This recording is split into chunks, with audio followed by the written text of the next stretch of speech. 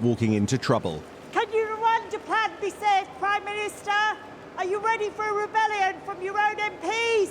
A revolt bigger than he ever expected because of this. The Prime Minister and James Cleverly publishing emergency legislation to get the planes to Rwanda off the ground. Decision makers, which both the Home Secretary and immigration officers and the courts must all treat Rwanda as a safe country.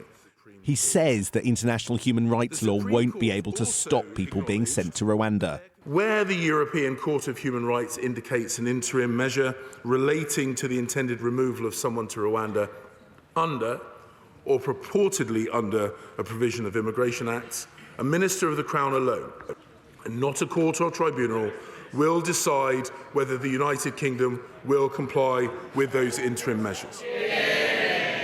The opposition scathing.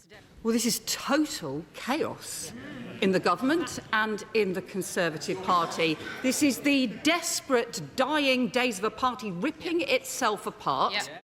But Robert Jenrick, the man charged with selling this legislation to the party, tonight walking away from government. Once one of Rishi Sunak's closest political friends, Jenrick promised hardline MPs he'd quit if the bill wasn't tough enough. In his resignation statement, he said, "I am unable to take the currently proposed legislation through the Commons as I do not believe it provides us with the best possible chance of success. A bill of the kind you are proposing is a triumph of hope over experience. The stakes for the country are too high for us not to pursue the stronger protections required to end the merry-go-round of legal challenges which risks paralysing the scheme and negating its intended deterrent." Earlier, this warning from his former boss. It is now or never. The Conservative Party faces electoral oblivion in a matter of months if we introduce yet another bill destined to fail. On a visit to Washington, Lord Cameron, the Foreign Secretary, tried to paper over growing cracks.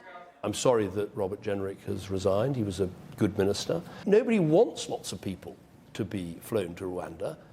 As soon as that policy is in place, I think the number of people coming across the channel in boats will radically reduce. After the resignation of Robert Jenrick, the question now is, how far does this rebellion spread?